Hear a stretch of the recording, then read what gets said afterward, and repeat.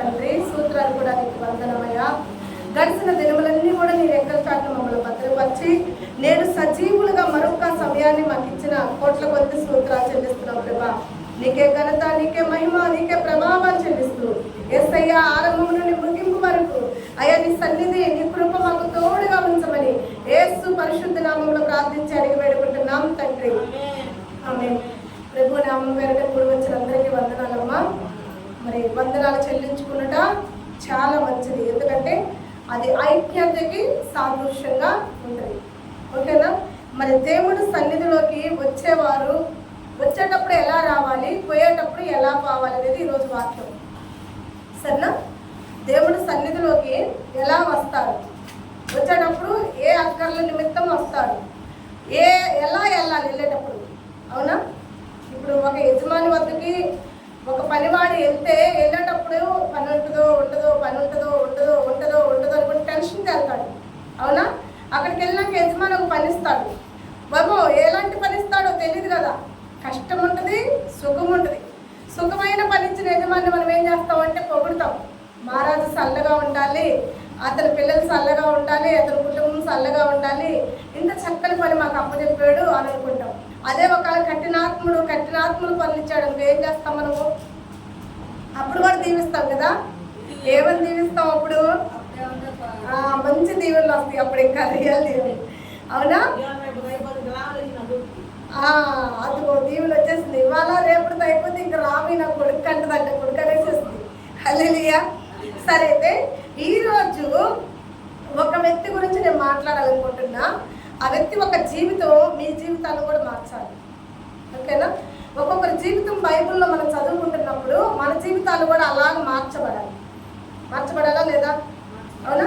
వాక్యము చక్కగా వివరణలు లేనప్పుడు బాధపడ్డారు. ఇప్పుడు చక్కగా వివరణలతో సహా ఒక రిఫరెన్స్తో సహా మీకు వాక్యం మేము ముందుకు తీసుకొస్తున్నప్పుడు ఏం చేయాలి? మీరు ఆ వాక్యాన్ని నేర్చుకోవాలి. అనేకరికి కూడా ఆ వాక్య అనుసారంగా మీ జీవితాలు కనపడాలి.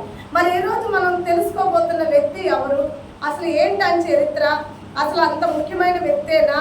మరి ఆ వ్యక్తి ఎవరి వద్ద కృప పొందుకున్నాడు? మనుషుల వద్ద పొందుకున్నాడా, రాజుల వద్ద పొందుకున్నాడా, మరి దేవాది దేవుడి వద్ద పొందుకున్నాడా? మనం చూద్దాం. పుట్టుగుడ్డి వాడి గురించి ఈరోజు నేను మీతో చెప్పాలని ఆశిస్తున్నాను. అయితే మన విశ్వాసం గొప్పదైతే కొన్నిసార్లు మనం అనుకోకుండా మన జీవితాలు మళ్ళీపోతాయి, గురించలేము. అవునా? అనేక నానా విధమైన రోగి కూడా సడన్గా ఆరోగ్యంగా మార్చబడతా లేదా? ఎంతో బలమైన ఆరోగ్యం కలిగిన మంచి ఆరోగ్యవంతుడు కూడా ఒక్క సెకండ్లో ఏమైపోతాడు? ఒక్కోసారి బొంత పడిపోతాడు. అవునా? మంచం పడిపోతాడు. ఊహించలేదయ్యా, ఈయనేంటి అంత ఆరోగ్యంగా ఉన్నాడు, ఇంత బలంగా ఉన్నాడు, ఈ వ్యక్తికి ఏంటి జబ్బు, ఒరే లేదే, ఎప్పుడు చిన్న రోగం కూడా లేదే, అలాంటి ఆయన ఇంత మంచాలు పట్టం ఏంటి అని ఆశ్చర్యాలు వేస్తుంది మనకు ఒక్కోసారి కదా. అలాగే రోగిగా మనం చూస్తున్న వ్యక్తి కూడా ఒక్కోసారి సడన్గా మన కళ్ళ ఎదుట అద్భుతంగా వ్యక్తి తిరిగితే అప్పుడు కూడా సాక్ష్యం ఏముంటుందంటే, ఇటు చస్తాడనుకున్నాము, ఈ రోగంతో చచ్చిపోతాడనుకున్నాము, అసలు తిరుగుతాడనుకోలేదు, అసలు బతుకుతాడనుకోలేదు, దేవుడు గొప్ప కార్యాలయతల వల్ల చేశాడు. హల్లెలూయా. ఈరోజు నేను ఒక వ్యక్తి గురించి చెప్పాలి. మత్తయి సువార్త 8వ అధ్యాయము 2వ వచనం. మత్తయి సువార్త అందరూ కూడా మీ పరిశుద్ధ లేఖనములను తీసి వాక్యం, అమ్మ చదువు లేకపోయినా బైబిల్ తెరిచి పెట్టాలి. హృదయాలంట దేవుడు ఆలయంలో తీసి పెట్టాలంట. దేవుడు అంటున్నాడు కదా, హృదయం అనే తలుపు వద్ద నేను నిలుచుని ఉంటా, నా స్వరమిని తలుపు తీసివాడు నేను అతనితోనూ అతను నాతోనూ కలిసి భోజనం చేస్తామని వాక్యం ఉంది. అంటే వాక్యం అంటే ఆయన మీ ఇంట్లోకి వచ్చి లేకపోతే మీరు ఆ ఇంట్లోకి పోయి తింటామని కాదు, బైబిల్ తీసి పెట్టాలి. ఒకవేళ మీకు వాక్యం తెలియకపోయినా, రాకపోయినా, అర్థం కాకపోయినా ఆ బైబిల్లో మీకు దేవుడు చక్కని వాక్యాలు చూపిస్తాడు. హల్లెలూయా. బైబిల్ కొన్ని జీవితాలు మార్చింది, మీకు తెలుసా? బైబిల్ ఒక్కొక్కరి జీవితాలు మార్చింది. బైబిల్ అట్ట కూడా మార్చింది ఒకరి జీవితాలు. భగత్ సింగ్ గారు అనే వ్యక్తిని ఏం మార్చింది అనుకుంటున్నారు? బైబిల్ అట్ట. ఏం మార్చింది భగత్ సింగ్ని? బైబిల్ అట్ట. 10th క్లాస్ పాస్ అయినప్పుడు వాళ్ళందరికీ బైబిల్ గిఫ్ట్గా ఇచ్చారంట. ఈ మతం నాది కాదు, అసలు ఈ గంధం నేను చదవను, ఇది నాకు అవసరం లేని బైబిల్ అని చెప్పి భక్త సింగ్ గారు ఆ బైబిల్ని ఇసిరి పడేసేటప్పుడంట బైబిల్ మీద అట్ట నచ్చిందంట. బైబిల్ అట్ట నచ్చింది. ఆ అట్ట నచ్చిన అమ్మటనే ఈయన ఏం చేశారంటే అట్టే ఇంత బాగుంది, ఒకసారి ఓపెన్ చేసి చూద్దాం లోపలే. అలా కొన్ని జీవితాలు మారుతాయి, అవునా? కనుక బైబిల్ ముఖ్యంగా సంఘంలోకి వచ్చినప్పుడు యుద్ధానికి పోయే వ్యక్తి ఏముండాలి? చేతిలో యుద్ధానికి పోయేవాడికి ఏముండాలమ్మా? ఆయుధం ఉండాలి, అవునా? కొట్లాడికి వెళ్ళేవాడికి కర్ర ఉండాలి, యుద్ధానికి వెళ్ళేవాడికి కత్తి ఉండాలి, తగు వాడటానికి పోయే ఆకు నోరు ఉండాలి. ఉండాలా? ఇవి లేకుండా పోతే, నోరు లేకపోతే మాట్లాడగలుగుతామా? కర్ర లేకపోతే కొట్టగలుగుతామా? కత్తి లేకపోతే యుద్ధం చేయగలుగుతామా? సంఘానికి వెళ్ళేవాడికి ఏముండాలి? అది సంఘానికి వెళ్ళే మనకి ఏముండాలంటే జీవం కలిగిన దేవుడు ఒక బైబిల్ ఉండాలి. ఈ బైబిల్ మన జీవితాన్ని మార్చి, ఈ బైబిల్ మన జీవితాన్ని కట్టింది. అయితే ఇప్పుడు ఒక జీవితాన్ని మనం మీ ముందుకు తీసుకురాబోతున్నాం. సంఘానికి వస్తున్నామంటే యేసయ్య వద్దకు వస్తున్నట్టే కదా మనం, అవునా? దేవుడి వద్దకు వస్తున్నామంటే మన అక్కర్లు ఎలా అడగాలి, మన అవసరాలు ఎలా అడగాలి దేవుడిని. చాలా మంది మందిరానికి వస్తారు కానీ వాళ్ళకున్న అవసరాలు అడగటం కూడా చేతగలుగుతారు. వాళ్ళకి ఎలా అడగాలో కూడా తెలియదు, ఎలా పొందుకోవాలో తెలియదు. యేసు ప్రభు ఒక గ్రామంలో పరిచర్య చేస్తున్నాడు, దైవసేవకుడుగా, మంచి దైవసేవకుడుగా వాడబడుతున్నప్పుడు యేసు ప్రభు నానా విధమైన రోగములు ఉన్న వారందరినీ కూడా బాగు చేస్తూ తిరుగుతున్న సమయం అది. అయితే అనేక మంది రోగులు, గుడ్డివారు, మోగవారు, కుంటివారు అందరూ కూడా తండోలుగా యేసు ప్రభు వద్దకి వచ్చి ఉన్నారంట. వచ్చి ఉన్నప్పుడు అయితే వాళ్ళందరి గురించి అయితే లేఖనంలో రాయబడలా. ఎందరో వస్తారు, అందరి గురించి రాయబడుతున్నారా? రాయబట్ల. మరి లేఖనంలో రాయబడ్డాడు అంటే అతడు దేవుడి దృష్టికి ఎంత అంగీకారంగా ఉంటే 10 రాళ్ళు వేస్తాం, 10 రాళ్ళు పోయి తగులుతాయి కాయలు. తగిలే రాయి ఒకటే తగిలింది, ఆ ఒక్క రాయి తగిలినప్పుడే ఆ కాయ మన చేతికి వస్తుంది. అలాగే 10 మంది ప్రార్థిస్తారు కానీ ఒక్కరే పొందుకునేది మేలు, ఒక్కరే మేలు పొందుకునేది. ఆ ఒక్కరిలో ఈ పుట్టుగుడ్డివాడు ఒకడై ఉన్నాడు. పుట్టుగుడ్డివాడు ఒకడై ఉన్నాడు. తనకి ఇంకా లైఫే లేదనుకున్న జీవితం అది, తనకి ఇంకా జీవితం లేదనుకున్నాడు. చాలాసార్లు ఏడ్చాడు, ఇక నా బతుకంతా ఈ చీకటితోనేనా, నా జీవితం అంతా ఇంక ఈ చీకటిలోనే ఇలా ఉండిపోవాలా అనుకున్న సమయంలో అతను ఊహించని రీతిగా అతని జీవితాన్ని మార్చేశాడు. దేవుడికి మహిమ కలుగును గాక. ఈరోజు మందిరానికి వస్తున్న మన జీవితాలు కూడా మార్చాలి దేవుడు.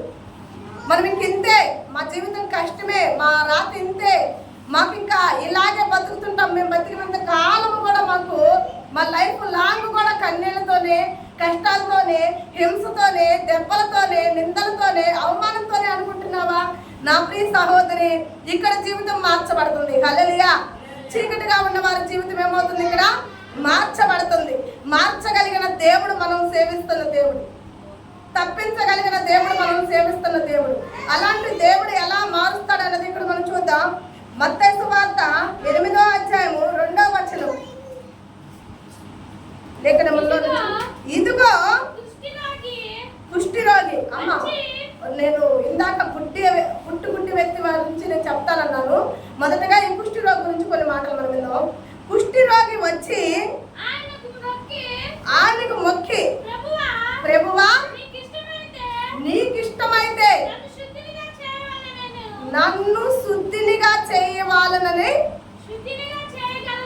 శుద్ధిని చేయగలవని అతనిని అడిగాను. చాలా ఒక్క నిమిషం అమ్మా.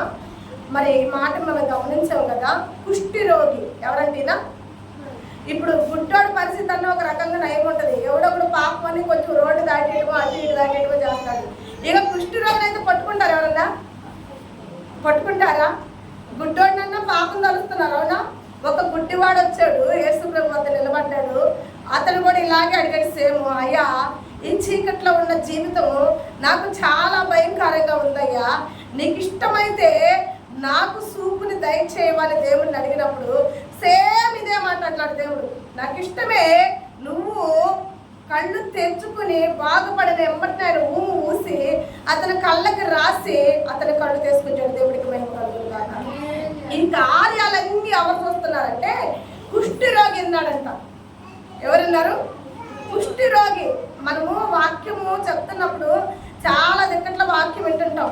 మనం కనుక్కునే ఏంటంటే పలానా సంఘంలో స్వస్థతలు ఉన్నాయంట, స్వస్థత కలిగిద్దంట, సంఘంలో పోతే పురాత్మలు వదులుతుంది, రోగాలు వదులుతుంది, లేదా ఆ సంఘంలో కృప ఉంది, కృప వరాలు ఉంది ఆ సంఘంలో, లేదా ప్రవచనాల వరం ఉంది ఆ సంఘంలో. ఇలా కనుక్కుంటాం కదా మనం. ఇవేగా మనం కనుక్కునేది. మరి ముఖ్యంగా నీలో ఏముండి అని కనుక్కుంటున్నా. నువ్వు సంఘంలో ఉండి అన్ని వెతుకుతున్నావు, నీలో ఉండి ఎతకాలి కదా, ఎతకాలా లేదా?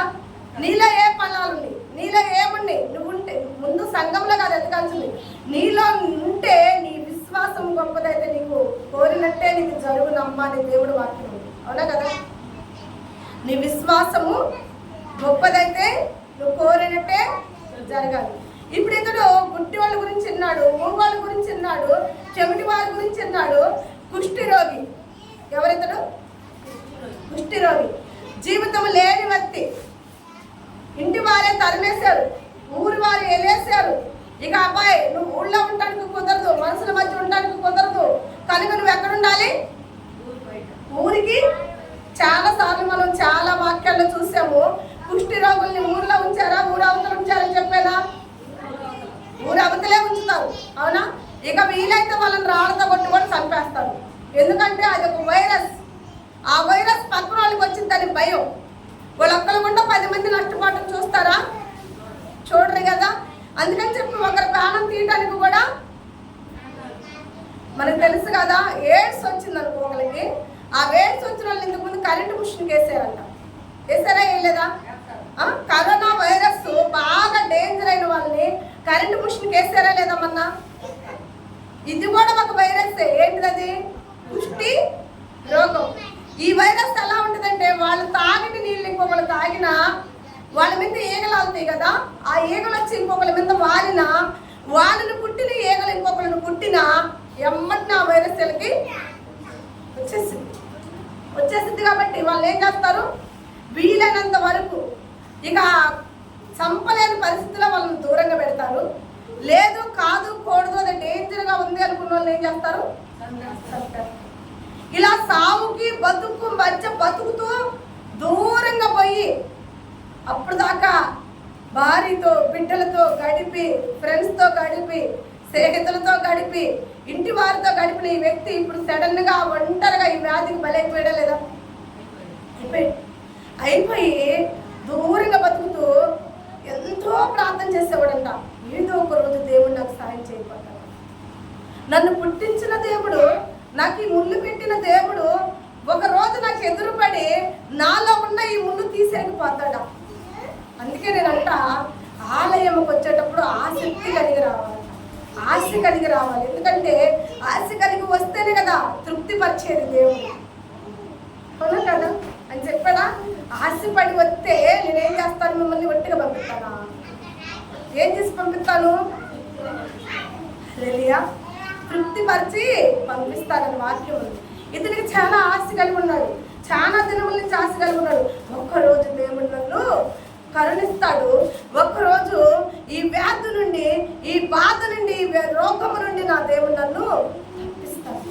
చాలా బాధపడుతూ చాలా ఎదురు చూస్తుంటే ఆ ఒక్కరోజు రానే వచ్చిందంట. ప్రియమైన బిడ్డలారా, మీరెంతైతే ఎదురు చూస్తారో, మీరెంతైతే వేడుస్తారో అంగలార్పు నాక్ష్యంగా మార్చుటకు ఒక దినము దేవుడు సిద్ధపరుస్తాడు. దేవుడికి మహిమ కలుగును కాక. కానీ ఆ ఒక్క దినము వరకు మనం ఏం చేయాలా? సహించాలి, భరించాలి. ఎలా సహించాడంటే అనేక మంది అవమానించడం, అనేక మంది బాధ పెట్టడం.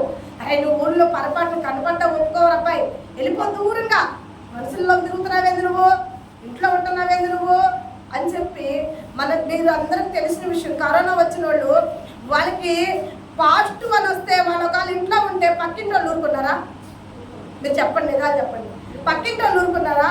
ఆ ఇంట్లో కరోనా వైరస్ ఉంటే వాళ్ళు చూడు వాలంటీర్కి వెళ్ళకుండా ఇంట్లో ఉన్నారు అన్నారా లేదా? మరి ఈ వ్యక్తిని ఎలా అని ఉంటారు అప్పుడు చెప్పండి. ఒకవేళ వాళ్ళ ఇంటి వారు ప్రేమించి ఒకవేళ ఇంట్లో ఉంచుకోవాలని చూసినా ఈ పక్కింటి వాళ్ళు ఉంచుకొనిస్తారా? పక్కింటి వాళ్ళు దయదలుస్తారా? వాళ్ళ ఇంట్లో వేడ్స్ ఉంది, వాళ్ళ ఇంట్లో వైరస్ ఉంది, వీళ్ళ ఇంట్లో కుష్టి రోగం ఉంది. కుష్టి రోగం ఉంది. ఆ ఇంట్లో మనిషిని పెట్టారండి, వాళ్ళు తీసుకోండి అని అధికారులు చెప్తారా లేదా, కంప్లైంట్ ఇస్తారా లేదా? వాలంటీర్లు కంప్లైంట్లు ఇచ్చిన రోజులు లేవు మన ఊర్లో? పోలీసులకు ఫోన్ చేసి చెప్పిన రోజులు లేవా? డాక్టర్లకి అంబులెన్స్లకు ఫోన్ చేసి అయ్యా ఈ వీధిలో కరోనా వచ్చిన వాళ్ళు ఉన్నారు రాండి అని పిలిపించిన వాళ్ళే లేరా? మరి ఈ కుష్టి రోగి ఎంతగా కుంగిపోయి ఉంటాడు. వ్యాధి ఒక పక్క పొంగుతీస్తుంటే, మనుషుల మాటలు ఒక పక్క పొంగుతీస్తుంటే ఈ వ్యక్తి ఎంతగా కుసించిపోయి ఉంటాడు. అంతగా కుసించిపోయి అయితే మొత్తానికి ఆ వ్యక్తి ఒక గొప్ప సువార్త అన్నాడు. ఏంటంటే, కళ్ళు లేని గుడ్డోని దేవుడు కరుణించి వాడి చీకటిని పోగొట్టి వెలుగునిచ్చాడు. హల్లెలూయా. ఇది చేసిన దేవుడు, పుట్టివాడికి కళ్ళిచ్చిన దేవుడు మధ్యలో వచ్చిన నా వ్యాధిని తీసేయలేడా? పుట్టివాడికే చూపునిచ్చిన దేవుడు మధ్యలో వచ్చిన నా బలహీనమైన ఈ ఒక్క కుష్టి రోగాన్ని తీసివేయలేడా? తీసేస్తాను. అయితే నేను లోపలికి వెళ్ళాలి. ఎక్కడికి? ఊరు లోపలికి వెళ్తే ఏమవుతుంది? నా మీద ఏముంది? నాకు కరోనా వచ్చిన వ్యక్తి ఇప్పుడు ఎక్కడికి వస్తే మీరు ఊరుకుంటారా? పాస్టమ్ గారండి ఇప్పుడు ప్రార్థన చేయండి అని చెప్పి ఒక అలా చెప్తా. ఫుల్ టేజీలో ఉన్న వ్యక్తి, అమ్మగారండి మీరు ప్రార్థన చేస్తే రోగాలు స్వస్థత పొందుకుంటున్నారంట, మరి నాకు ఒక్కసారి ప్రార్థన చేయమని చెప్పి ఇప్పుడు ఆ వ్యక్తి ఎక్కడికి వస్తే మీరు అందరూ ఏం చేస్తారు? చెప్పండి అబ్బా. మీ ప్రేమ వస్తుందా? ఇక చూడు, ఎవరి పిల్లలు వాళ్ళు పట్టేసుకుంటారు. ఇక ఎవరి పాటి వాళ్ళు పరిగెత్తుతారు బయటికి. ఏ తిప్పలన్నా ఉంటే పాస్టర్లో పడిద్దిలో మనకి ఎందుకండి? అంతేనా? మరి ఇలాంటి సమయంలో మరి ఆ వ్యక్తి లోపలికి వచ్చి ప్రార్థన చేయించుకునే అవకాశం ఉంటుందా? ఉండదు. ఇప్పుడు పాపం ఈ కుష్టి రోగి కూడా అలాంటి అవకాశం లేదు. ఊర్లోకి వస్తే జనం ఏమంటారో తెలియదు, రాళ్ళతో కొట్టి చంపుతారేమోనని భయం. మరి ఒకవేళ రాకపోతే దేవుడిని పొందుకోగలుగుతాడా? నువ్వు దేవుడి వాక్యం సెలవిస్తుంది, లోకములో 1000 దినములు గడుపుట కన్నా నా సన్నిధిలో ఒక్క దినము గడుపుట ఆశీర్వాదం. హల్లెలూయా. ఇప్పుడు ఆయన ఆశీర్వాదాలు పొందుకోవాలంటే, ఆయన మేలు పొందుకోవాలంటే, వ్యాధి పోవాలంటే ఆయన లోపలికి రావాలా లేదా?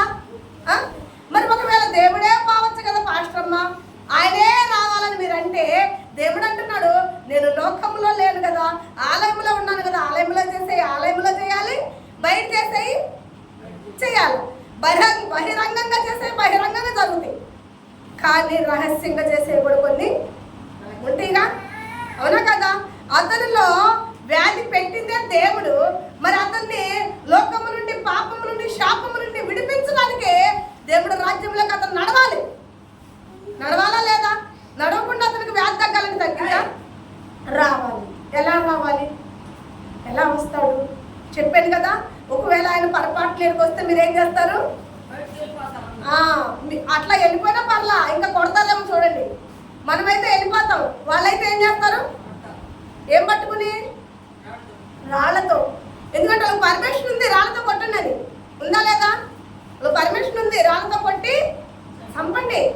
లేని ఏడల్లో ఆ వ్యాధి మరలా మీ పిల్లలకి, మీ ఆ వైరస్ మీ కుటుంబాలకి వస్తుంది. హల్లెలూయా. నిద్రపోయే వాళ్ళందరూ ఒకసారి హల్లెలూయా చెప్పండి అమ్మా. హల్లెలూయా. మంచి చూడు ఎంత బాగా చెప్పారు. నిద్రపోతున్నారా? ఎవరి గురించి చెప్తున్నాను ఇప్పుడు? గుడ్డాయిల గురించి చెప్పాను, కుష్టి రోగం గురించి చెప్తున్నాను. ఏంటమ్మా ఈరోజు ఆ కుష్టి రోగం మనందరికీ ఉందమ్మా. శ్రమలు అనే కుష్టి ఉంది, అవమానం అనే కుష్టి ఉంది, వ్యాధి రోగాలనే కుష్టి ఉంది. భయంకరమైన వ్యాధులతో మనం కూడా బాధపడుతున్నాం లేదా? ఒక ఆయన పేరంట, ఏం పేరు పెట్టారో తెలుసా? ఆరోగ్యం అని పెట్టిందంట వాళ్ళమ్మ. ఆయనకి ఏం పేరు పెట్టిందంట? ఆరోగ్యం అనే పేరు పెట్టించుకున్నారంట. అయితే ఆయనకు ఆరోగ్యం ఉందా? నిజంగా పేరైతే ఆరోగ్యమే, పేరులో ఉన్న ఆరోగ్యం ఆయన శరీరంలో ఉందా? లేదు.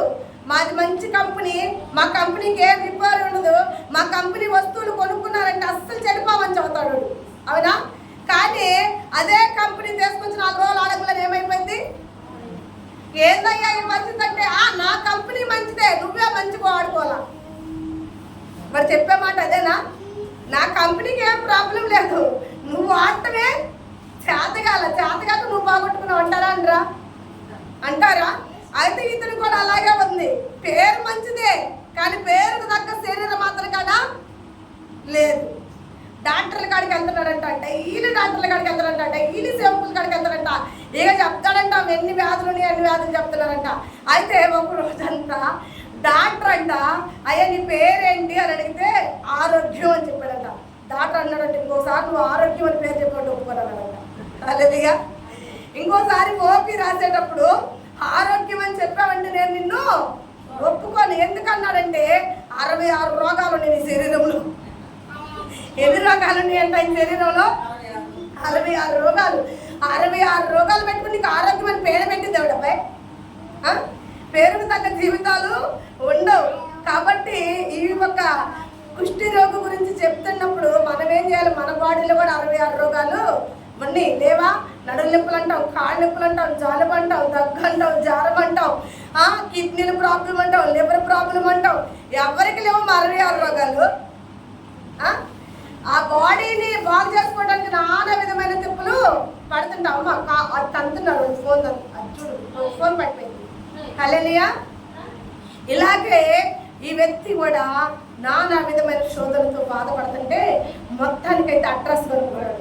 ఏ పదానికి వస్తున్నాడు ఏసయ్య, ఏ ప్రాంతంలో తిరుగుతున్నాడు ఏసయ్య, ఎక్కడ జరుగుతుంది ఈరోజు సువార్త, కూటమి ఎక్కడ ఉంది ఈరోజు, ఎక్కడ ఏ బజార్లో, క్యాలనీ కాడ, ట్యాంకీ దగ్గర, సంఘంలోనా, ఎక్కడ పెడుతున్నాడు కూటమి అని చెప్పి ఎదురు దైవ సేవకులు ప్రార్థిస్తుంటే నాకు తెలిసి నేను ప్రార్థన చేయడానికి బయటకు వెళ్ళానుకో చాలా మంది కాల్స్ చేసి పక్కన కలుపుకుంటుంటారు. పాస్టర్ ఎక్కడ ఈరోజు కూటమి పెడుతుంది, ఎక్కడ ఈరోజు ప్రార్థన పెడుతుంది, ఎందుకు వాళ్ళు అట్లా ఆసక్తి కలిగి ఎందుకు అడుగుతున్నారంటే నా మీద ప్రేమతో అనుకుంటారే మీరు.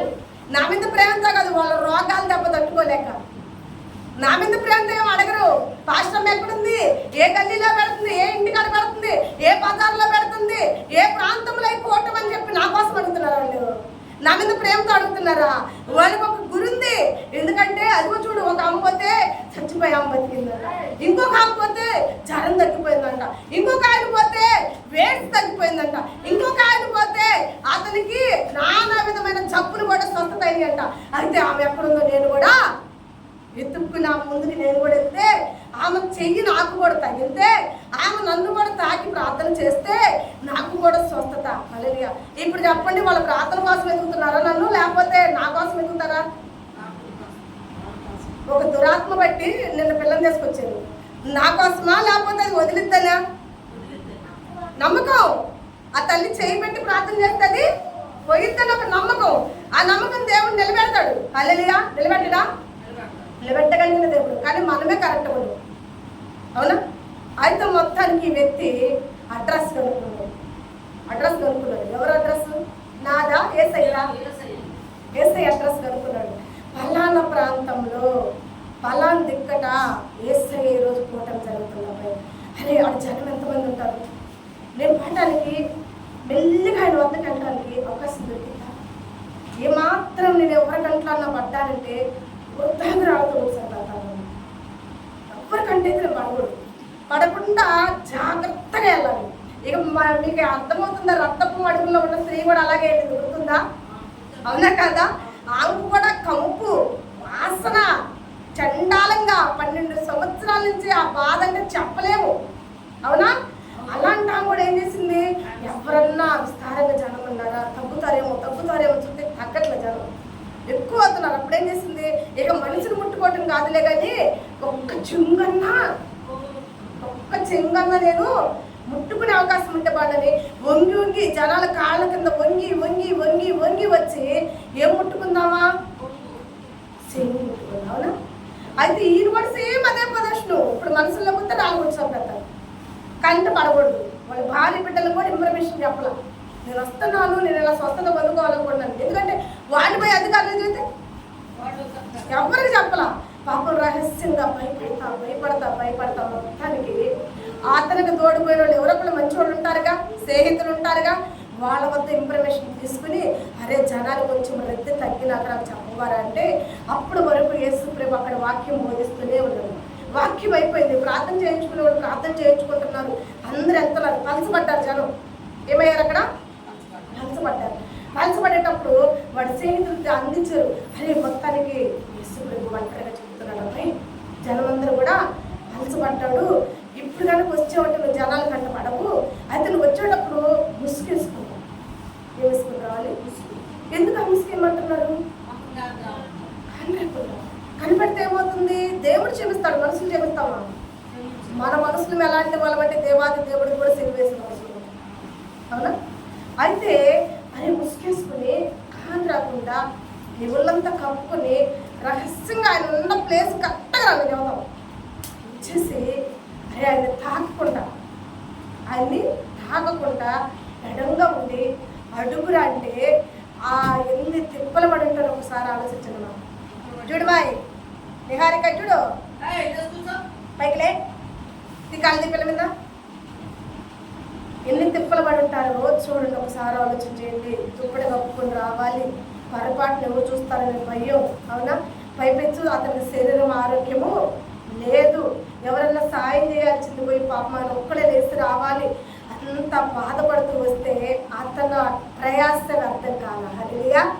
అతని ప్రయాస వ్యర్థం కాల. అంత లెక్కను చూశాడు దేవుడిని, ఇంత లెక్క దగ్గరకు వచ్చాడు. ముసుగు మహానే ఉంది, ముసుగైతే తీయలేదు. అడుగుతున్నాడు, అయ్యా అయ్యా నాకు ఇష్టం కాదయ్యా, నీకు ఇష్టమైతే. నా ఇష్టం అంటున్నాడా? నేను శుద్ధునిగా కావాలంటున్నాడా? నా కోరిక అంటున్నాడా? ఏమడుగుతున్నాడు? అయ్యా నీకు ఇష్టమైతే నన్ను శుద్ధునిగా చేయొచ్చు కదయ్యా. చాలా కష్టపడి వచ్చానయ్యా నీ ఆలయానికి, నడవలేక కూడా వచ్చానయ్యా, బలహీన పడతా కూడా వచ్చానయ్యా. నీకుందా ఆలోచన? నువ్వు చాలా కష్టపడి వచ్చానయ్యా నీ మందిరానికి, నీ సేవకురాల వద్దకి, నీ స్వస్థతల కొరకు అని అడిగే ఉందా? అడుగు. చాలా కష్టపడ్డానయ్యా, అయ్యా చూస్తే జనము రాళ్ళతో కొడతారని, చూడకపోతే నిన్ను నేను మిస్ అవుతానని, నీ ప్రార్థన లేకపోతే నేను ఈ నరకంలోనే చచ్చిపోతానని భయపడుతూ వచ్చానయ్యా. ఇష్టమైతే, నా ఇష్టం కాదు, నేను వచ్చినందుకు నిన్ను రికమెండేషన్ చేయట్లా, కోరుకుంటున్నానయ్యా, అడుక్కుంటున్నానయ్యా. నీకు ఇష్టమైతే నన్ను శుద్ధినిగా చేయవా. హల్లెలూయా! ఎమ్మటే దేవుడికి ఎందుకు ఇష్టం ఉండదు? మా ప్రయాసపడి బిడ్డలు ఆయనందు ఆసక్తి కలిగి వస్తే, ఇందాక చెప్పాను, ఆశపడి వచ్చిన ఆ ప్రాణాన్ని నా సన్నిధిలో నేనేం చేస్తాను? వాళ్ళని తృప్తిపరిచి పంపిస్తా. హల్లెలూయా! ఎమ్మటి ఇతను అడిగిన విధానం దేవుడికి ఎక్సలెంట్గా నచ్చింది. నువ్వు కూడా అలా అడగాలి. మా దేవుడు మందిరంలో నీ శ్రమ ఉందా? అడుగు. నీకు కష్టం ఉందా? అడుగు. నీ అప్పులుండియా? అలా అడుగు. కుష్ఠరోగి అడిగినట్టు అడుగు. కుష్ఠరోగి ప్రయాసపడ్డంటే ప్రయాసపడు. నీ బిడ్డలో మారు మనసు లేదా? అడుగు. నీ శరీరంలో ఆరోగ్యం లేదా? అడుగు. నీ కుటుంబంలో భర్త సమాధానంగా లేదా? అడుగు. భార్య సమాధానంగా లేదా? అడుగండి. అడిగే విధానం అలా. ఎలాంటి విధానంతో అడుగుతున్నాడు? చాలా ప్రయాసపడ్డాడు, చాలా కష్టపడ్డాడు, నడవలాక నడిచాడు. మనుషుల మధ్య అయితే తోడేళ్ల మధ్య కనుక, ఒక సింహాల మధ్య కనుక, ఒక చిన్న కుందేలు పిల్ల ఎంత భయపడుతూ వచ్చిందో అలా వచ్చాడా లేదా? భయపడుతూ వచ్చాడా లేదా? డేంజర్ కాదు మనుషులు. పొరపాటున ఒక్క గంటలో పడ్డ రాళ్ళతో అతన్ని భయంకరంగా కొట్టి చంపేవాడు, అవునా? ప్రాణాలకు తెగించి వచ్చి కూడా ఏమంటున్నారంటే, నేను ఎంత కష్టపడి వచ్చానంటలా, నేను ఎంత ప్రయాసపడి వచ్చానంటలా. నీకు ఇష్టమైతేనే శుద్ధినిగా చేయండి. దేవుడు అతనికి ఇచ్చిన వాగ్దానం ఏంటో తెలుసా? అతని పక్షాన వాగ్దానం ఏంటో తెలుసా? నాకు ఇష్టమే, నువ్వు శుద్ధినిగా మారు. హల్లెలూయా! ఒక్క మాటతో ఆయన లైఫ్ ఏమైపోయింది? ఆయన లైఫ్ ఒకే మాట, రెండో మాట కూడా కాదు, ఒక్క మాట ఆయన లైఫ్ మారిపోయింది. దేవుడికి మహిమ కలుగును గాక. మారిపోయిన ఆయన జీవితం ఎలా ఉందో చూద్దామా? ఇది వాక్యం. ఇప్పుడు వాక్యంలో కట్టాము. ఇప్పుడు వరకు మిమ్మల్ని ఇక చేపలు పట్టడానికి ముందుగా సిద్ధపాటు చేస్తారు చూడండి. వాళ్ళ సిద్ధపరచుకోవటం, వాళ్ళ బాగు చేసుకోవటం. మరి నాకైతే తెలియదు, ఇవన్నీ కూడా ఎలిసమ్మ లాగా చేస్తానికి చూస్తా. అంటే మన చేపలకి వెళ్ళేటప్పుడు బాగా ప్రిపేర్ అవుతుంటారు అనమాట. సీనన్నోళ్ళు, రాజు అన్నోళ్ళు ఇక్కడ చేస్తుంటే చూస్తా. ఇంతకుముందు గతంలో అయితే నాకు తెలియదు. ఓకేనా? వాళ్ళు ఎలా ఉంటారు? చేపలకి వెళ్ళేటప్పుడు ముందుగా ఏమేమి సిద్ధపరచుకుంటారు, దానికి కావాల్సిన వస్తువులన్నీ కూడా సిద్ధపరుస్తారు, అవునా కదా? అన్ని ఇంకా పిల్లలైతే చూస్తున్నా డబ్బాల్లో అవి పెట్టుకుంటారు. ఏంటి పురుగులు అవి పెట్టుకుంటారు. ఎందుకంటే ఆ గాలి వేసినప్పుడు అక్క ఇది ఎదురుతే అది వస్తుంది. అలా వేస్తారు అనమాట. ఇప్పుడు దాకా మిమ్మల్ని సిద్ధపరిచారు. వలేసి గాలం వేసి వాక్యాన్ని ఇప్పుడు సిద్ధపాటు. ఇప్పుడు ఒక్క మాటే వచ్చింది. ఆ ఒక్క మాట ఏంటి? దేవుడి వద్ద నుండి వచ్చిన మాట. ఆ ఒక్క మాట ఆ వ్యక్తి జీవితాన్ని ఎలా మార్చివేసింది, ఎలా తృప్తి పొందుకున్నాడు, ఎలా మేలును పొందుకున్నాడు, ఏం మేలును పొందుకుని ఆ దేవుడి వద్ద నుంచి ఆ ఒక్క కుష్టి రోగి వెళ్ళాడు. మనం చూద్దాం. రక్షణ పొందుకున్నాడంట మొట్టమొదటిగా. హల్లెలూయా. రక్షణ వచ్చేసిందా లేదా ఆయనకి? ఎలాంటి రక్షణ అంటే, ఇప్పుడు దాకా రాళ్ళతో కొట్టి చంపేస్తారని ముసుగేసుకున్నాడు. ఇప్పుడు ముసుగు తీసి అవతల పడేసాడు. హల్లెలూయా. ఏమొచ్చింది ఇప్పుడు ఆ వ్యక్తికి?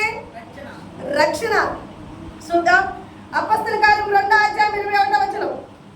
మీరు అండర్లైన్ చేసుకుని తర్వాత చదువుకోండి, నాకు టైం లేదు. మరలా కొంచెం మెసేజ్కి వెళ్ళాము సరేనా. 12 గంటల లోపల ఇది క్లోజ్ అయిపోవాలి ఆరాధన ఇవన్నీ కూడా. అందుకని 9:30కే స్టార్ట్ చేస్తున్నాం. ఆయనను గురించి దావీదు ఇట్లా, నేను ఎల్లప్పుడూ నా ఎదుట ప్రభువును చూసి తిని ఆయన చాలా వాక్యం. మొట్టమొదటిది కుష్టి రోగ జీవితంలో ఏమొచ్చింది చెప్పాలా? రక్షణ. నేను ఎన్ని చెప్తానో అన్ని మళ్ళీ లాస్ట్ మిమ్మల్ని అడుగుతా. మొట్టమొదట ఆయనకి ఏమొచ్చింది చెప్పండి. ఇప్పుడు దాకా రక్షణ ఉందా? ఉందా? రక్షణ ఉంటే ముసుకేసుకుని వస్తాడా? రక్షణ ఉంటే భయపడతా వస్తాడా? రక్షణ ఉంటే భార్య బిడ్డలకు కూడా చెప్పకుండా వస్తాడా? ఎలాంటి రక్షణ వచ్చిందంటే మాటల్లో చెప్పలేదు.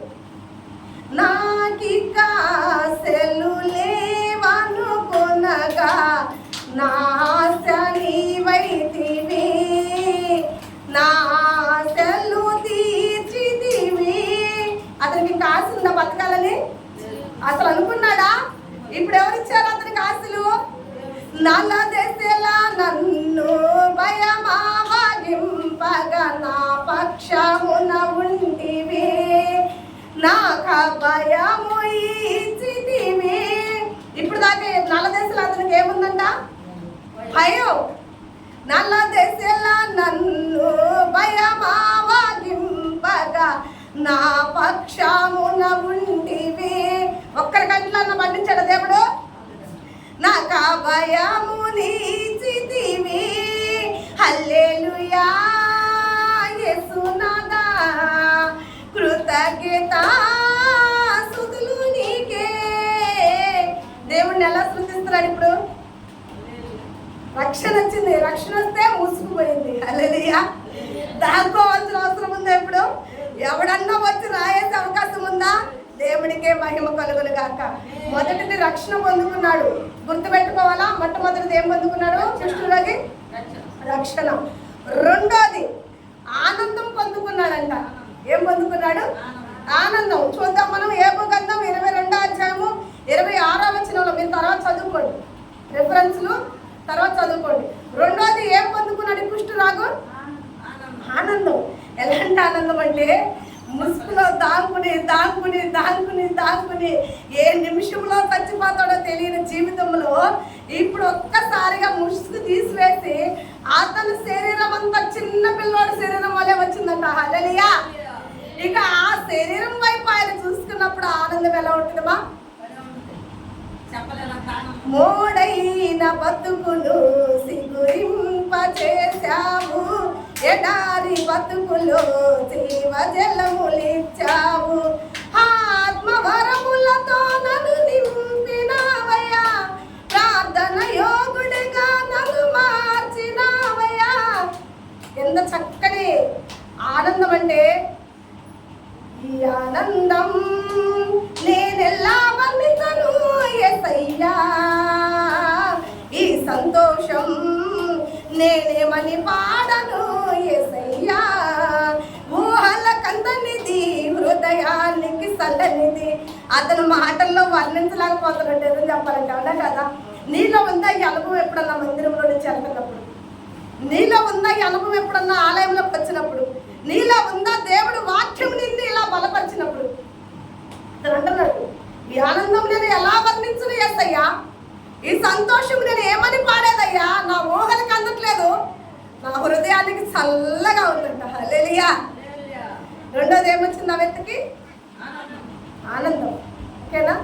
మనకి కూడా మొట్టమొదటిది దేవుడి ఆలయంలో రక్షణ కావాలి.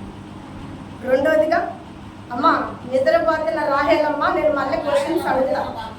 నేను మళ్ళీ చెప్తున్నా, నేను మీకు చెప్తున్న వారం చెప్తున్నా, స్టడీ ఉంటుంది అరగంట. ఈ అరగంట స్టడీలో ఇవి అడుగుతాను నేను, సరేనా? ఇప్పుడు నేను నిద్రపోయాక నాకు గుర్తులేదంటే నాకు సంబంధం. 1కి 10 సార్లు చెప్తాను నేను ఆయనకు అడుగుతా. కుష్ఠరోగి మొట్టమొదటిగా ఏం తెచ్చుకున్నాడు అన్నప్పుడు మీరు చెప్పాలి. రెండోదిగా ఆయన ఏం తెచ్చుకున్నాడు అన్నప్పుడు కూడా మీరు చెప్పాలి. ఇప్పుడు చెప్పావు కనుక నువ్వు కొద్దిగా టైం తీసుకున్నాక మేము మర్చిపోయామంటాను. నేను మిమ్మల్ని అమ్మటనే అడగను, ఆరాధన అయిపోయినాక అడుగుతా. అది కూడా గుర్తుపెట్టుకోండి. మీకు చెప్పినప్పటినీ నేను అడగను, ఆరాధన అయిపోయినాకే మరి తెలియాలిగా మీరు ఏమాత్రం వాటిని హృదయంలో నానబెడుతున్నారో. హల్లెలూయా. ఎన్ని వచ్చినాయి ఇప్పుడు ఆయనకి? రక్షణ, తర్వాత మూడోది సహాయం. హల్లెలూయా. ఏం దొరికిందంటే అతనికి ఇప్పుడు సహాయం. ఎవరి వద్ద పొందుకున్నాడు సహాయం అతను? దానికి రిఫరెన్స్ వచ్చేసి యెషయా గ్రంథం 41:10 చదువుకోండి. ఏం పొందుకున్నాడు ఆయన? సహాయం. ఇప్పుడు వరకు అతనికి సహాయం చేసే వాళ్ళు ఎవరైనా ఉన్నారా? అతనికి ఒక్కసారిగా బాడీ అంతా మామూలుగా నార్మల్గా అయ్యానికి అందరంట కూల్ డ్రింక్స్ తెచ్చి తాగుతున్నారంట. అయిగా ఆ ఇంటి వారైతే పాలు తీసుకొచ్చి తాగుతున్నారంట, అన్నం తీసుకొచ్చి పెడుతున్నారంట, మంచినీళ్ళు తీసుకొచ్చి తాగుతున్నారంట. అప్పుడు దాకా తాగారు ఎవరన్నా? అయ్యో ఎన్ని రోజులైందో నువ్వు అన్నం తిని, అయ్యో ఎన్ని రోజులైందో నువ్వు పాలు తాగి, అయ్యా నువ్వు ఎన్ని రోజులైందోనయ్యా నువ్వు లేచి అని చెప్పి పక్కన వారందరూ కూడా ఆ వ్యక్తిని పట్టుకుని ఆ వ్యక్తికి ఆహారము ప్రాణములను తాపుతూ ఉన్నారంట. ఇప్పుడు పక్కన వాళ్ళందరూ సహాయం ఆ వ్యక్తికి దొరికిందా లేదా? దేవుడికి మహిమ కలుగును గాక. సహాయం చేసే వాళ్ళు ఎవరైనా ఉన్నారా ఇప్పుడు? పాట కూడా ఉంది కదా, సాయం చేయుమా నా సహాయము నా యేసయ్యా నా సహాయమా, నీ తొలి ప్రేమని నాపై చూపిన నా తండ్రి నా ప్రియ యేసయ్యా, నా జీవితం నీలో కడతీరని నీ సాక్షిగా నన్ను పయనించని. వాక్యానికి దేవుని శృతిస్తున్నాడు. ఆ వ్యక్తి రక్షణ ఇచ్చినప్పుడు శృతించాడు, ఆనందం ఇచ్చినప్పుడు శృతించాడా? శృతించలేదా? ఇప్పుడు సహాయం దొరుకుతున్నప్పుడు వాడు ఏమంటున్నాడు? నీ తొలి ప్రేమను నాకు ఇచ్చావయ్యా నా సహాయమా అని పాడుతున్నాడు. హల్లెలూయా. ఎన్ని పొందుకున్నాడు కుష్ఠరోగి చెప్పాలా? 3 ఏమేంటి? రక్షణ, ఆనందము, సహాయం. ఇక 4వదిగా మనం చూస్తే తృప్తి పొందుకుందంట ఆయన ప్రాణం. ఏం పొందుకుందంట? తృప్తి. ఆ రిఫరెన్స్ వచ్చేసి మనము కీర్తనల గ్రంథం 107వ కీర్తన 9వ వచనంలో చూసుకోండి, సరేనా? తృప్తి. ఎందుకంటే ఆశ ఉన్న ప్రాణాన్ని యెహోవా ఒట్టి చేతులతో పంపించాడు ఆయన వద్దకు వచ్చిన అతన్ని.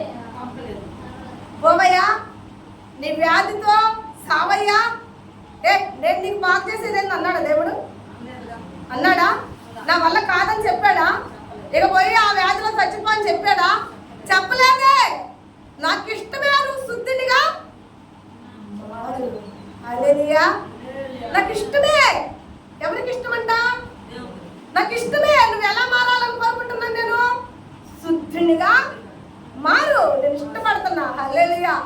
అప్పుడు దాకా అనుకున్నాడు, నేను దేవుడే కదా ఈ వ్యాధి పెట్టింది, దేవుడే కదా నా పాపాల నిమిత్తం నా శాపాల నిమిత్తం నాకు శిక్ష వేసింది, అయితే ఇవన్నీ దేవుడు తీస్తాడా? మరలా ఏసై తీయగలుగుతాడా? ఈ ముళ్ళు ఇడిపిస్తాడా? మరి సంతృప్తితో, తృప్తి లేకుండా, బాధతో, దుఃఖంతో, అయ్యిందో అవ్వదో, జరిగిందో జరగదో, అసలు ఫైనల్గా ఆయన కలుస్తానో లేదో? ఇంతమంది జనంలో ఒక్కళ్ళన్నా నా వైపు చూడరా? అసలు కలుగుతానో లేదో? అసలు నేను సహాయం పొందుకుంటానో లేదో? రక్షణ పొందుకుంటానో లేదో? నాకు ఆనందం వచ్చిందో లేదో? అసలు ఇంత కష్టపడి వెళ్తున్న నా ప్రాణానికి తృప్తి దొరికిందో లేదో అనుకున్న ఆ వ్యక్తికి ఏం దొరికిందంట? 4వదిగా ఆ వ్యక్తి ఏం పొందుకున్నాడు? తృప్తి.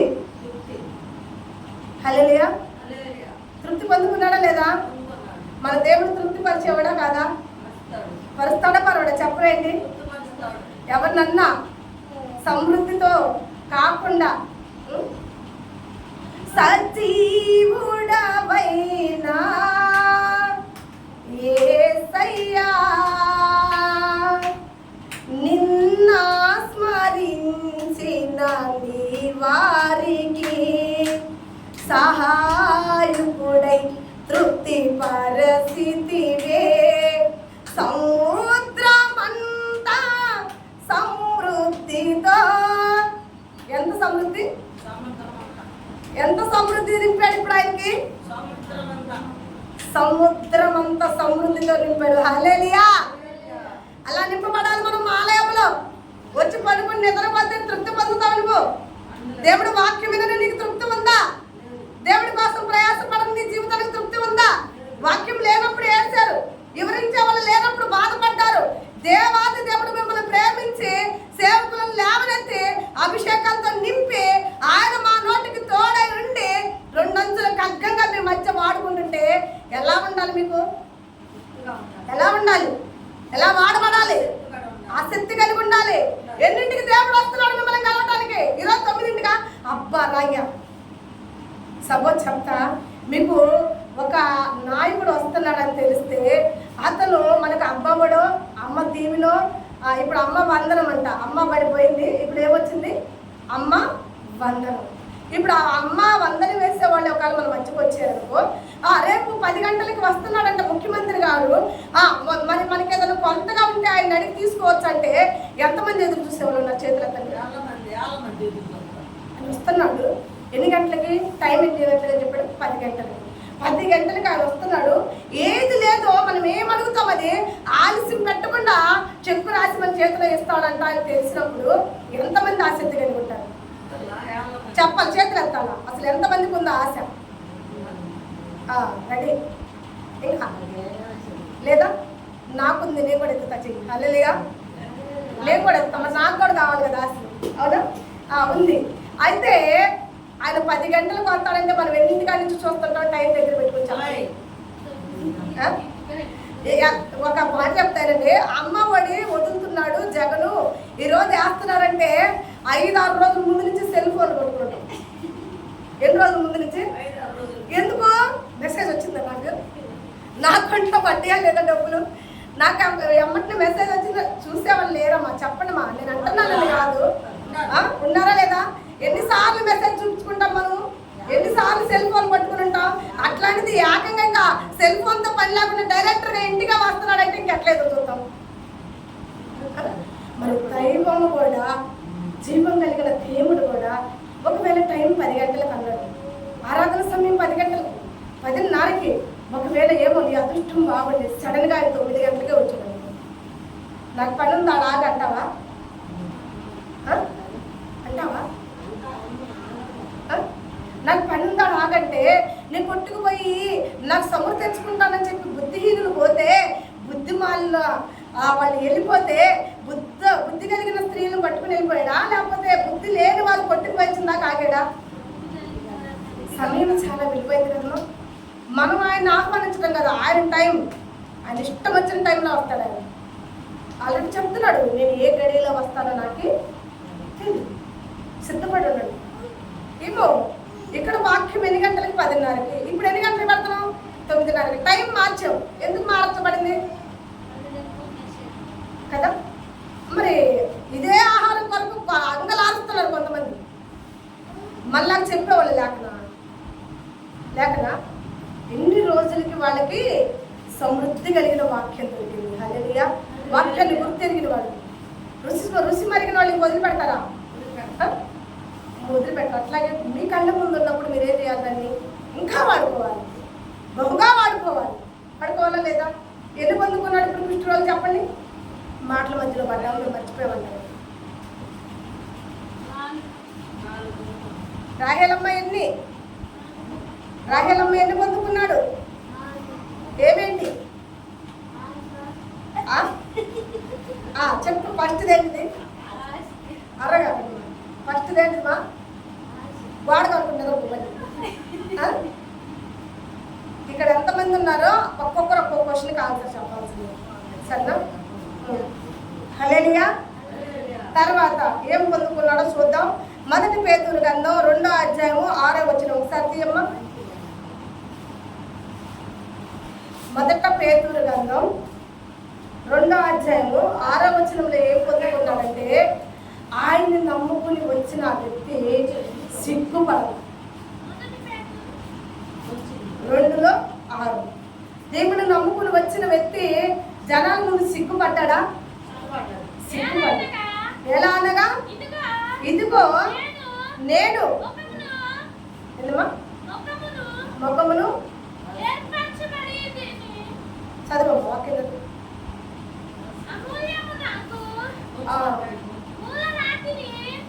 అయితే ఒక్క మాట నేను చెప్తానండి అమ్మ, చాలా వాక్యం మానేసి ఇక నేను చెప్తానండి. దేవుని నమ్ముకుని దేవుడి సన్నిధికి వచ్చిన బిడ్డలంట దేవుడు సిగ్గుపరచడు. ఏం పరచడు? ఆపదలో కూడా సిగ్గుపరచడు. శత్రువులు ముందుకు వచ్చి నిన్ను అవమానిస్తున్న సమయంలో కూడా దేవుడు నిన్ను సిగ్గుపరచడు. ఎందుకంటే దేవుడికి ఇష్టం నువ్వు సిగ్గుపడితే ఆయన సిగ్గుపడ్డట్టే. శత్రువు వచ్చి నిన్ను ముట్టుకుంటే ఆయన కన్ను గుడ్డు ముట్టినట్టే. కనుక దేవుడు ఎక్కడ కూడా మనల్ని సిగ్గుపరచడు. అతను వచ్చేటప్పుడు ఒకవేళ ఎవరన్నా చూస్తుంటే, ఎవరన్నా అతను పట్టుకుని ఉంటే, ఎవరన్నా అతను కొట్టుంటే సిగ్గుపడేవాడు. 10 మందిలో అది పరువు పోయేదే, అవునా కదా? కానీ దేవుడు అతన్ని సిగ్గుపరిచాడా? సిగ్గుపరిచాడా? ఎవరికంటన్నా పండించాడా? ఎవరికంట పండిలా. ఎందుకంటే ఆయన తెలియదు ఒక కళ ఈయన వచ్చేది. మనుషుల కళ్ళు అయితే ఆయన కప్పుతాడు, దేవుడి కళ్ళు కప్పగలుగుతాడు ఆయన? కప్పలేడు కదా. మరి దేవుడు తలుచుకుంటే ఒక్క నిమిషంలో అతన్ని బయట పెట్టచ్చుగా? కానీ పెట్టాడా? జనాల ఎదుట దేవుడు అతన్ని సిగ్గుపరచలేదా? ఏం చేయలేదంట దేవుడు అతన్ని జనాల ఎదుట సిగ్గుపరచలేదు. ఈరోజు నిన్ను కూడా నువ్వు అప్పులో కాలు ఎవరికన్నా ఉన్నావు అనుకో, నీ రుణస్తుల ఎదుట నేను సిగ్గుపరచడు దేవుడు. కష్టమో నష్టమో ఆపోటు కాపోటు దేవుడు నీకు సాయం చేస్తూనే ఉంటాడు. ఎవరొకరి ద్వారా నిన్ను కఠినాత్మలుగా కఠినంగా మేము ఇయ్యమో మాకు కుదరదు వెళ్ళిపో అన్నోళ్ళు కూడా మళ్ళా వాళ్ళ హృదయం మారి నీకు సాయం చేసేలా చేస్తాడు దేవుడు. సిగ్గుపరుస్తున్నాడని అప్పుల ముందు నిన్ను, సిగ్గుపరుస్తున్నాడని శత్రువు లేదంటే నిన్ను. ఆయన నమ్మి ఆయన వద్దకు వచ్చిన నీ జీవితం ఎక్కడ సిగ్గుపడేలా దేవుడు నిన్ను చేశాడు. అది ఏం పొందుకున్నాడు? 5వదిగా అయినా సిగ్గుపడకుండా ఘనత పొందుకునే దేవుడు వద్ద నుండి వెళ్ళాడు. శత్రువులు ఎదుట ఎక్కడ కూడా ఆయన సిగ్గుపడలేదు. 5వది ఏంటిది చెప్పండి? అతను కుష్టి రోగి సిగ్గు పడకుండా దేవుడు అతన్ని సేవ్ చేశాడు. దేవుడు ఆలయంలో ఇవన్నీ దొరుకుతాయి మీకు. శత్రువులు ఎదుట సిగ్గుపడినాడు, రక్షణ ఇస్తాడు, మీరు ఆకట్ల పోకట్లో క్షేమాన్ని ఇస్తాడు, ఆనందం ఇస్తాడు, మీ జీవితాలకు ఆనందం ఇస్తాడు, మీ జీవితాలకు సమాధానం ఇస్తాడు. ఎక్కడ మీ శత్రువులు ఎదుట మిమ్మల్ని సిగ్గుపడకుండా దేవుడు ఏం చేస్తాడు? మిమ్మల్ని తృప్తిపరుస్తాడు. ఎలా? ఇప్పుడు నువ్వు ఆకలితో వచ్చిన నీకు ఒక్క గంట అన్నం పెడితే నువ్వు తృప్తి పొందుకుంటారా? ఎలా పెడితే నువ్వు తృప్తి పొందుకుంటా? నువ్వు ఊహించలేని రీతిగా నేను పెట్టాను. నువ్వు అనుకుంటావు పాస్టర్ మాకు కొంచెం పచ్చడి ఎత్తే బాగుండు, బాగా ఆకలి అవుతుంది, కొంచెం పచ్చడి ఎత్తే బాగుండు అనుకుంటావు. కానీ నువ్వు ఊహించకుండా నేనేం చేస్తాను? నువ్వు రాంగలోనే చక్కని బిర్యానీ అన్నం వేసి, మంచి చికెన్ వేసి, కమ్మగా పెరిగేసి, నువ్వు ఊహించలేని రీతిగా కమ్మని కూల్ డ్రింక్స్ నీ ముందు పెట్టి, వాటర్ నీ ముందు పెట్టి నువ్వు తినమ్మా నేనంటే నీకు ఎలా ఉంటుంది? అప్పుడు ఎలా ఉంటుంది చెప్పండి. ఇంత ఆకలితో వచ్చిన నా ప్రాణానికి తృప్తి పరిచింది నా తల్లి. హల్లెలూయా. సమృద్ధిగా తృప్తి పరుస్తానన్నాడు. ఇందాక సముద్రం అంతా తృప్తి పరుస్తానని చెప్పాడు దేవుడు. కాత్తా కూతా సముద్రంలో ఒక్క 1000 బిందెలు నీళ్లు తీసినా వెళుతాయి ఇంత సముద్రం. ఇక నీ బతుకు దినములన్నీ కూడా కృపాక్షేమములు నీ వెంట వచ్చును కాక. అంతగా దేవుడు నిన్ను ఏం చేస్తాడు? తృప్తి పరుస్తాడు. సిగ్గుపడని ఎవరి ఎదుట? నీ శత్రువుల ఎదుట, నీ ఇరుగు పొరుగు వాళ్ళ ఎదుట, నీ ఇంటి వారి ఎదుట నువ్వు సేవించుచున్న నీ దేవుడు నేను ఎన్నడూ కూడా సిగ్గు పరచడు, పడనివ్వడు కూడా. ఎప్పుడు ఇవన్నీ జరుగుతాయి? ఈయన ఎలా వచ్చాడు? ఎన్ని కష్టాలు పడతా వచ్చాడు ఆయన వద్దకి, ఎంత బాధపడతా వచ్చాడు, ఎంత భయపడతా వచ్చాడు. అసలు ఇస్తాడో ఇవ్వడో, చేస్తాడో చేయడో, అయిద్దో అవదో అనుకుంటారు. అలా ఒక్కటే ఫైనల్, నా దేవుడి ఎదుటికి వెళ్తా, ఆయనకి ఇష్టమైతే ఇస్తాడు, ఆయనకి ఇష్టం లేకపోతే సస్తాను అనుకుంటూ వచ్చాడు. కానీ ఇతని ప్రయాసం చూసిన దేవుడు నాకు ఇష్టం లేదని చెప్పాడా? చెప్పలేదే. ఏం చేశాడు? ఆ వ్యక్తిని తృప్తి పరిచాడు. హల్లెలూయా. ఎన్నైనా ఇప్పటికి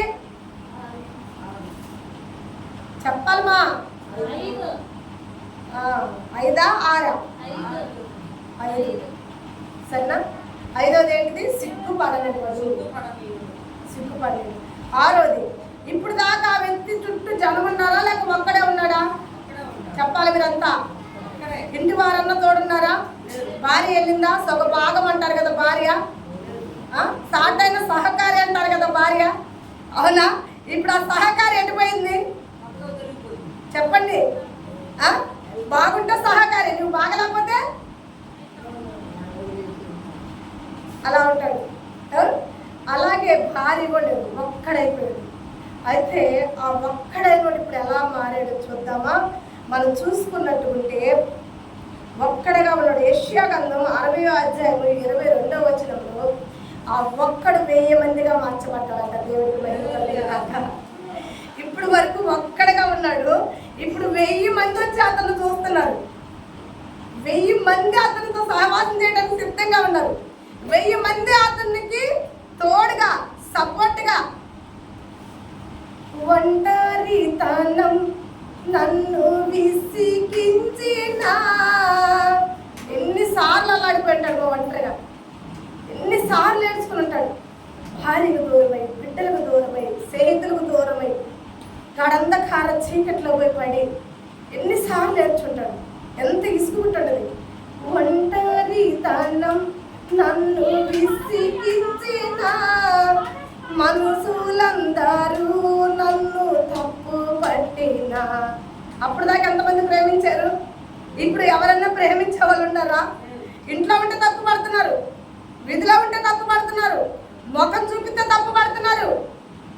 మనుషులందరూ నన్ను తప్పు పట్టిన, ఒంటరి వాడే 1000 మంది అన్నావు, నేనున్నానులే భయపడకు అన్నావు.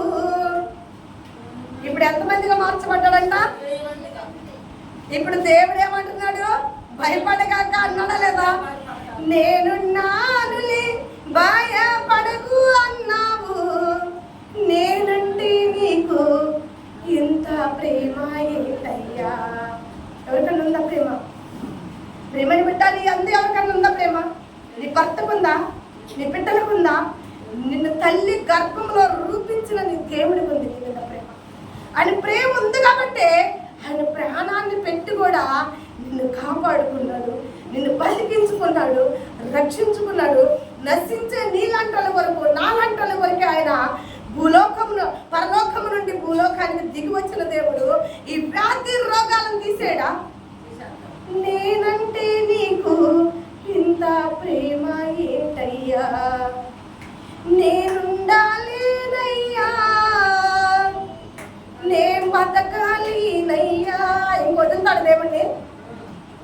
నీవే లేకుండా నేనుండలేనయ్యా, నీ తోడే లేకుండా నే బతకలేనయ్యా. రాజా నీ సన్నిధిలో నేనుంటానయ్యా, మనసారా ఆరాధిస్తూ బతికిస్తానయ్యా. తీర్మానం చేసుకుంటున్నాడు. ఇక నన్ను విడిచిపెట్టాలని నా భార్యలు కాదు, నా బిడ్డలు కాదు, నా స్నేహితులు కాదు అయ్యా నాకు కావాల్సింది. నన్ను కాపాడి ఒంటరిగా ఉన్న నన్ను 1000 మందిగా మార్చి నా అంత ప్రేమ చూపుతున్న నా దేవ, నేను ఇక నిన్ను వడిసి ఉండలేనయ్యా, నేను విడిచి నిన్ను ఉండలేనయ్యా. నాకు చాలా ఇష్టమైన ఒక పాట ఉంటుంది. నా ప్రాణ ప్రియుడా నా యేసయ్యా, నన్ను కన్న తండ్రి నా యేసయ్యా, పూజిద్దును ఓ పూజార్కుడా, భజిద్దును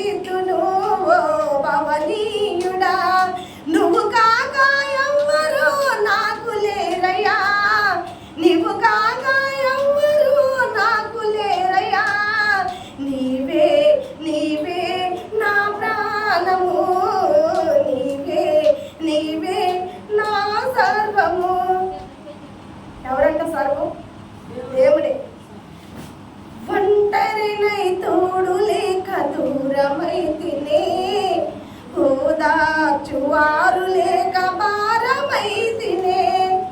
ఎంతగానో మన జీవితంలో ఒకసారి కదలిక తెచ్చింది ఈ పాట, తీసుకురదా? ఎన్నిసార్లు మనం గమనించినటువంటి నా జీవితంలో నేను చాలాసార్లు కదలిక తెచ్చిన పాట ఇది నాకైతే. తండ్రి నీ తోడు లేక మోడుపోతిని, నీ తోడు దొరకగా సిగురించి తిని, నీ తోడు దొరకగా సిగురించి తిని. ఆ భక్తుడు ఎంతగా పాట పాడుతున్నాడు చూడు.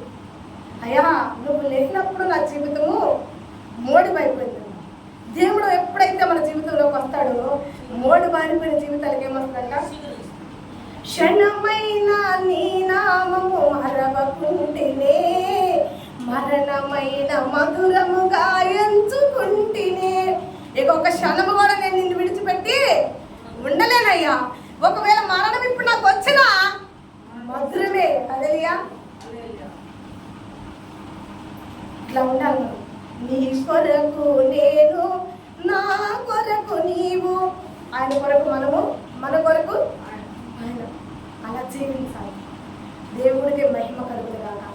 ఆలయంలో తృప్తి పొందుకోవాలి, ఆలయంలో రక్షణ పొందుకోవాలి, ఆలయంలో సంతోషం పొందుకుని వెళ్ళాలి, ఆలయంలో సహాయం పొందుకుని వెళ్ళాలి. ఇలా ఆలయంకి వచ్చిన నీవు పొందుకునే వెళ్ళాలి. ఖాళీగా వెళ్తావా? బిందు ఖాళీ బిందు కొట్టుకుని బావి వద్దకు వెళ్తావు. బావిలో నీళ్ళకు కరువా? ఖాళీ బిందు కొట్టుకుని వెళ్తావా? వెళ్ళవు కదా. బావి కాడికి వెళ్ళిన నువ్వు బిందు నిండా నింపుకునే వెళ్ళాలి. కొట్టుకెళ్ళిన నీవు కవర్ నిండా నింపుకునే రావాలి. అన్నం కాడికి వెళ్ళిన నీవు కడుపు నిండా తృప్తి పొంది రావాలి. ఖాళీగా వస్తే నీ జీవితానికి ఏమన్నా అర్థం ఉందా? మరి మందిరానికి వచ్చినప్పుడు ఎందుకు రావాలి? నీ పాత్రలు ఎందుకు ఖాళీ చేసుకుంటావు? మెలుపుగా ఉండి ఖాళీగా ఉన్న మన పాత్రలో ఏమి నింపుకోవాలి? ఇతను ఎన్ని నింపుకున్నాడు? ఇప్పటికి ఎన్ని అయినాయి గుర్తుంటున్నాయా? 6 నేను మళ్ళీ ఒకసారి చెప్తా. ఆయనతో తప్పు చెప్పకుండా చెప్పండి. 1, మొట్టమొదటిది రక్షణ నింపుకున్నాడు. ఏమొచ్చింది అతనికి? రక్షణ. 2వది ఆనందం. ఏమొచ్చింది? 2వది ఆనందం. 3వది సహాయం. ఏం దొరికింది అతనికి? సహాయం దొరికింది. 4వది తృప్తి పొందుకున్నాడు. ఎంత? సముద్రం అంతా. నేను చెప్పాను కదా, ఎంత?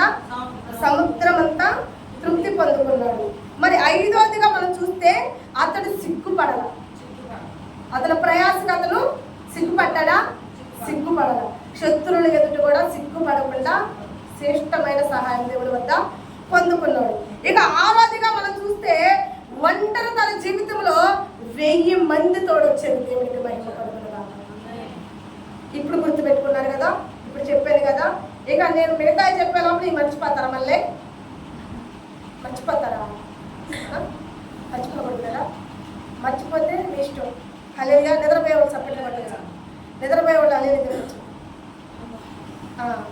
దమ్మేసేసింది, అయిపోయింది. తృప్తి పొందుకుంది నిద్రతో. హల్లెలూయా. ఇక 7వదిగా మనం చూద్దాం. కీర్తన గ్రంథం 86వ కీర్తన 13వ అధ్యాయం. కృప.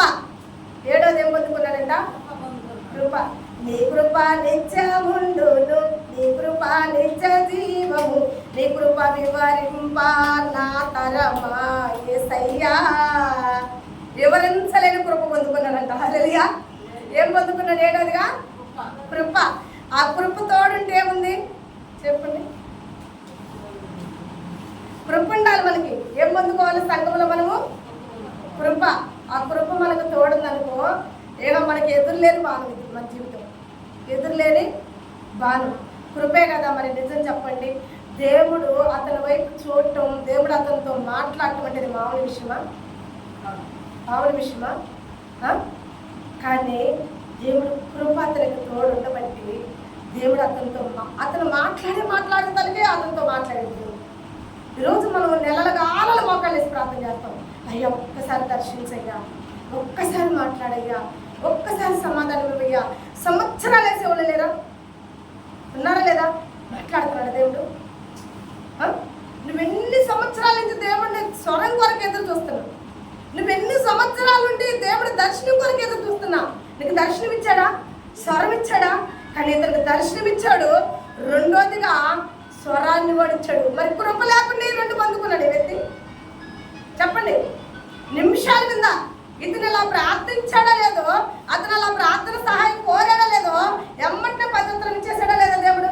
పవిత్రం ఇచ్చాడంటే కృప చేతనేది జరిగింది. హల్లెలూయా.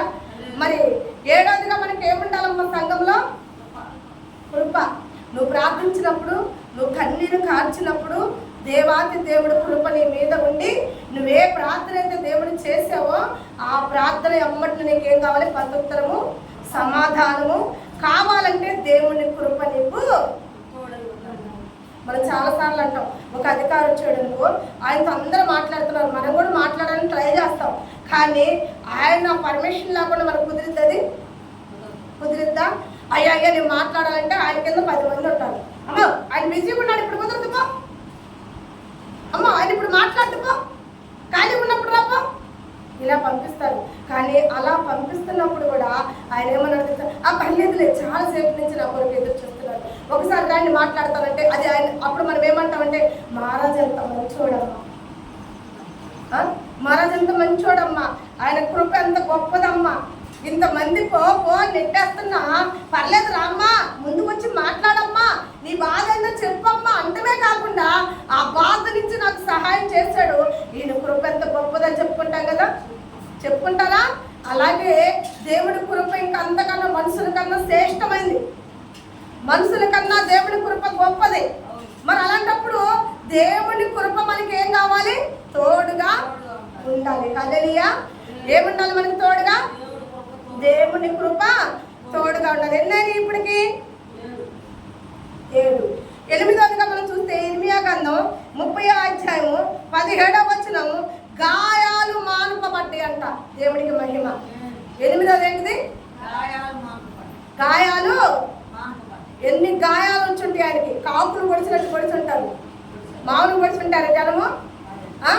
మామూలు పొడిచుంటారా?